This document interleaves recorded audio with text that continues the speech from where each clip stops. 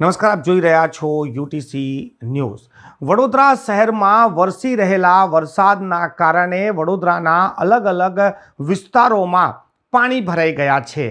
સામાન્ય વરસાદ પડ્યા બાદ જ વડોદરા શહેરમાં જે રીતેનો માહોલ થઈ જાય છે, એક પૂરની પરિસ્થિતિનું નિર્માણ થઈ જાય છે. એક મહિના પહેલાં જ વડોદરાએ એક ભયાવહ પૂર જોયું હતું અને એક મહિના બાદ પણ એક સામાન્ય વરસાદમાં જ વડોદરા શહેરની જે પરિસ્થિતિ સર્જાય છે, હું તમને મારા ટીવીના સ્ક્રીન પર બતાવવા જઈ રહ્યો છું કે આ વડોદરાના અલગ અલગ વિસ્તારો છે અને આ અલગ અલગ વિસ્તારોના અલગ અલગ જગ્યાઓ પર પાણી ભરાઈ ગયા છે. આ જે સ્ક્રીન પર આપ જોઈ રહ્યા છો, આ અમિતનગરનો બ્રિજ છે. અમિતનગરના બ્રિજ પર અત્યારથી જ વાહનો પાર્ક થઈ ગયા છે. આ જે સિદ્ધાર્થ બંગલો છે, સિદ્ધાર્થ બંગલોની જે ઉપર જે બ્રિજ છે, આ બ્રિજનો ઉપયોગ અવર જવર માટે બનાવ્યો હતો, પરંતુ હવે અહીંયા આગળ કારોના પાર્કિંગ શરૂ થઈ ગયા છે. બીજી આ તસવીર આપ જોઈ રહ્યા છો, આ વડોદરાની મધ્યમાંથી પસાર થતો રાવપુરાનો રોડ છે અને રાવપુરા રોડ પર પણ ઢીચણસમા પાણી ભરાઈ ગયા છે.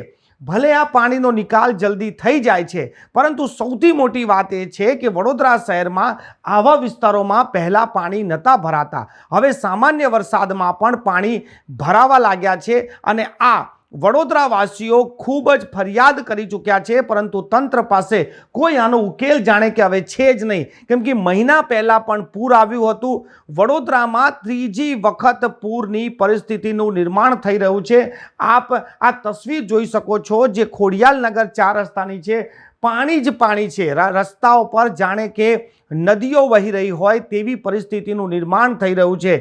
આ જ્યારે ખોડિયાલનગર પર આ રીતની પરિસ્થિતિ છે, રાવપુરામાં આ પરિસ્થિતિ છે, કારેલીબાગના આપ જોઈ શકો છો કે લોકોએ વાહનો બ્રિજ પર પાર્ક કરવાની શરૂઆત કરી દીધી છે, જાણે કે હવે ફરીથી પૂર આવશે. આ જે તસવીર આપ જોઈ રહ્યા છો, આ પશ્ચિમ વિસ્તારની ઝાંસી કી રાની સર્કલ છે અને ત્યાં પણ કેડસમાં પાણી ભરાઈ ગયા છે. વડોદરા શહેરના આ 4 અલગ અલગ વિસ્તારો છે, પરંતુ અમે તમને બીજા પણ વિસ્તારો બતાવીશું. પરંતુ આ જે 4 વિસ્તારની જે પરિસ્થિતિ છે, તેનાથી જ તમે કલ્પના કરી શકો છો કે વડોદરા શહેરમાં અલગ અલગ વિસ્તારોમાં કઈ પ્રકારે પાણીની સમસ્યા સર્જાઈ છે. અલગ અલગ જે વિસ્તારો છે, રાવપુરામાં પાણી ભરાઈ ગયા છે. કારેલીબાગ પર લોકોએ પોતાના વાહનો બ્રિજ પર પાર્ક કરી દીધા છે.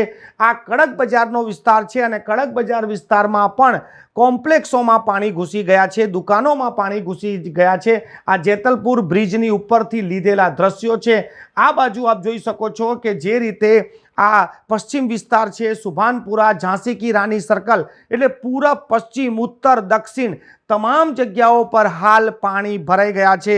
વડોદરા શહેરની જે કોર્પોરેશન છે, તેની પ્રી મોન્સૂન કામગીરી પર હવે સવાલ ઊભા થઈ રહ્યા છે કે પ્રી મોન્સૂન કામગીરી જે મહિનાઓ કરવામાં આવે છે, હવે લોકો માંગ કરી રહ્યા છે કે આ પ્રી મોન્સૂન કામગીરીનું હવે કામકાજ 365 દિવસ કરવું પડશે. કેમ કે વડોદરા શહેરમાં જ્યારે પૂર આવી જાય છે અને પૂરની પરિસ્થિતિનું નિર્માણ થાય છે, ત્યારબાદ મહિના બાદ જ આ પ્રકારની પરિસ્થિતિ એક સામાન્ય વરસાદમાં જો વરસતી હોય અને પાણી ભરાઈ જતા હોય તો તે તંત્ર માટે પણ ખૂબ જ શરમની વાત છે. જ્યારે વડોદરામાં પૂર આવ્યું છે, પાણી ભરાયા છે, અધિકારીઓને ખબર છે કે કઈ જગ્યા પર પાણી ભરાઈ જાય છે, તો આ પાણી કેમ અટકે છે, ક્યાં આનું રોકાણ થાય છે, તેની પર કોઈ નક્કર કામગીરી કેમ કરવામાં આવતી નથી. વડોદરામાં આજે સવારમાં વાદળો ખુલ્લા હતા. બપોર પછી એક સામાન્ય વરસાદ પડે અને આ વરસાદમાં જો વડોદરાની પરિસ્થિતિ આ પ્રકારની થઈ જાય તો એ સત્તાધીશોએ શરમ આવી જોઈએ કે જેઓ એવું કહે છે કે અમે એન્જિનિયર છે, અમે મેયર છે, અમે સ્થાયીના અધ્યક્ષ છે કે અમે મ્યુનિસિપલ કમિશનર છે. જો તમે આવા પદ પર બેઠા હોય અને જનતાના ટેક્સના નાણાંથી તમે પગાર લેતા હોય, ભત્તા લેતા હોય, ગાડીઓમાં ફરતા હોય, તો પછી આ નગરજનોની ચિંતા તમને કેમ થતી નથી? તમને જો કોઈ આવડત ના હોય તો તમે બીજા કોઈને સત્તા સોંપી દો. કોઈ લાયક વ્યક્તિ આવશે, શહેરનું કંઈ ભલું કરશે. તમે તો દર વખતે માત્ર બેઠકો અને બેઠકો બાદ જાહેરાતો, પરંતુ જે નક્કર કામગીરી થવી જોઈએ તે તસવીરોમાં દેખાવી જોઈએ. પરંતુ વડોદરા શહેરની આ તસવીરો બતાવે છે કે એક મહિના બાદ પણ તંત્ર કંઈક સુધર્યું નથી, તંત્ર કંઈક જાગ્યું નથી, કોઈ પણ એવા પગલાં ભરાયા નથી કે જે વિસ્તારોમાં મહિના પહેલાં પાણી ભરાયા હતા એમાં ફરી પાણી ભરાઈ ગયા છે.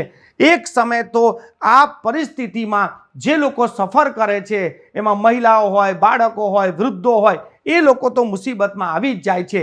તંત્ર તો એવું કહીને છટકી જાય છે કે થોડીક વારમાં પાણી ઉતરી પણ ગયા હતા, પરંતુ સવાલ એ છે કે પાણી ભરાઈ જ કેમ જાય છે. આટલા સામાન્ય વરસાદમાં વડોદરાના પોશ વિસ્તારોમાં જ્યારે પાણી ભરાઈ જાય ત્યારે ખૂબ જ શરમની વાત થઈ જાય છે. જો વરસાદ 10 ઇંચથી વધુ થઈ ગયો હોય, 8 ઇંચ, 16 ઇંચ થયો હોય તો લોકો માની પણ લે કે આટલું બધું પાણીનો નિકાલ ના થાય, પરંતુ એક સામાન્ય વરસાદમાં આ પ્રકારની પરિસ્થિતિ જ્યારે વડોદરા શહેરમાં સર્જાય છે ત્યારે સૌ કોઈ આ સવાલ પૂછી રહ્યું છે આ તંત્રથી કે આવી પરિસ્થિતિ કેટલા સમય સુધી, કેટલા દિવસો સુધી, કેટલા વર્ષો સુધી જનતા ભોગવશે? કેમ કે આનું એક દિવસ તો કોઈ નિકાલ લાવવો જ પડશે, પરંતુ આ તંત્ર પાસે એવું ચોક્કસ કોઈ પણ જવાબ નથી કે આવનારા સમયમાં વરસાદ પડશે ને પાણી નહીં ભરાય. આ પાણી ભરાવાનું એકમાત્ર કારણ છે કે જે પણ એન્જિનિયરો વડોદરા મહાનગરપાલિકામાં બેઠા છે તેમનું અનગઢ વહીવટ છે. તેમને ખબર જ નથી કે પાણીની ગ્રેવિટી ક્યાં જશે. આડેધડ રોડ બનાવ્યા છે, આડેધડ ડિવાઈડરો બનાવ્યા છે અને આડેધડ ફૂટપાથ બનાવ્યા છે. તેનું આ પરિણામ છે. રોડ ટુ રોડ, જે વોલ ટુ વોલ જે રોડ બનાવી દીધા છે તેનું આ પરિણામ છે. એક અભણ વ્યક્તિ પણ સમજી શકે છે કે વડોદરા શહેરમાં પાણીનો જમાવડો કે પાણીનો નિકાલ કેમ થતો નથી. તો આ શિક્ષિત બનેલા, એન્જિનિયર બનેલા લોકો જ્યારે સત્તામાં બેઠા હોય અને પ્રશાસનિક કામ કરતા હોય, જનતાના ટેક્સના રૂપિયાથી પગાર મેળવતા હોય તો તેઓને કેમ સમજ નથી પડતી કે આ પાણી ભરાય નહીં તેના માટે શું કરવું જોઈએ? આપ જો અમારી વાતથી સહેમત હોય અને તમારા વિસ્તારમાં પણ જો આવી પાણીની સમસ્યા હોય તો આપ અમને કોમેન્ટ બોક્સમાં કોમેન્ટ કરી શકો છો. અમારી સાથે તમારી જે વરસાદી પાણી ભરાયા હોય એના વિડીયો પણ શેર કરી શકો છો. તમારા મનમાં અત્યારે શું ચાલી રહ્યું છે આ વરસાદને લઈને? આ વરસાદની અને આ પૂરની પરિસ્થિતિથી કેવી રીતે બચી શકાય, તો એ સૂચનો પણ આપ કોમેન્ટ બોક્સમાં કોમેન્ટ કરી શકો છો.